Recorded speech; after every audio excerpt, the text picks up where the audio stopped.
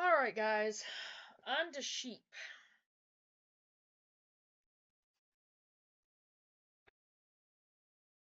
There's the sheep. A picture in the book, anyway. What do Roquefort, feta, and ricotta cheeses all have in common? They are traditionally made from sheep's milk. Sheep, though you can make feta cheese from goat's milk. Sheep are usually raised for wool or meat, but for a small family farm or homestead, consider a breed that can provide milk as well.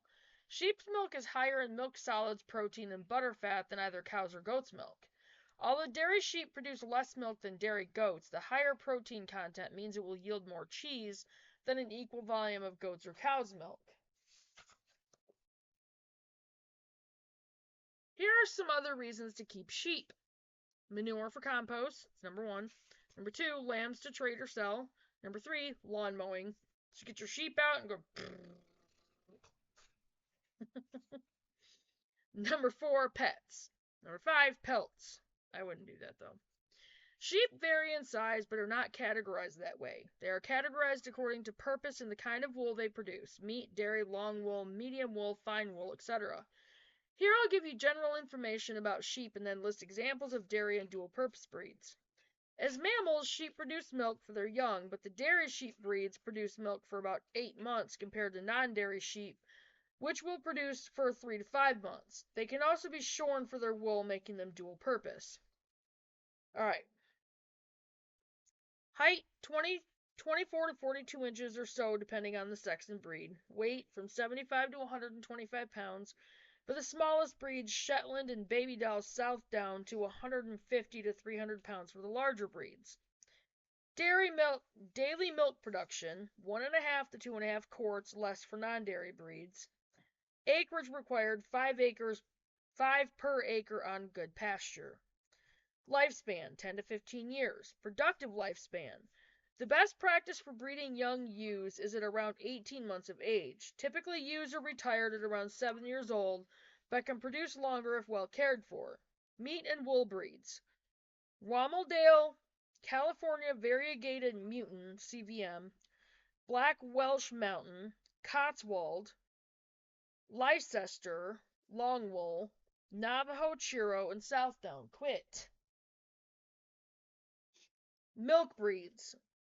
Lacaune, that's Lacaune, and then East Frisian. Milk and wool breeds. Caracool, Karakul, and then Shropshire, or Shropshire, Shropshire, Shropshire. Yeah. The end of it's easy, the beginning of it's not. Milk, wool, and meat breeds. Clun Forest, Tunis, or Dorset. Other considerations. Cost. Sheep will cost in hundreds of dollars depending on the sex, breed, and whether it's registered.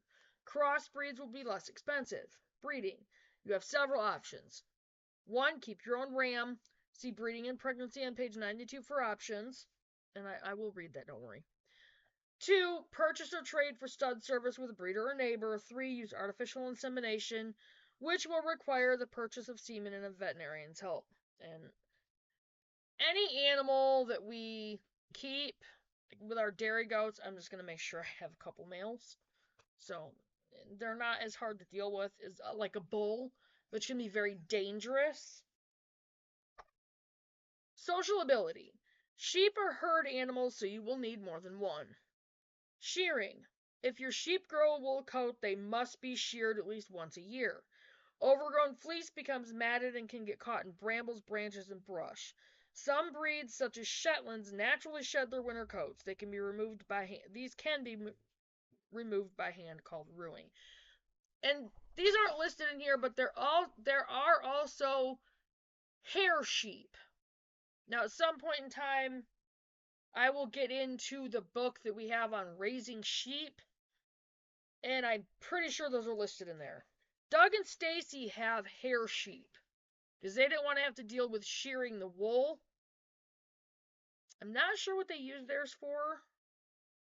They might use I think they use the lambs for meat.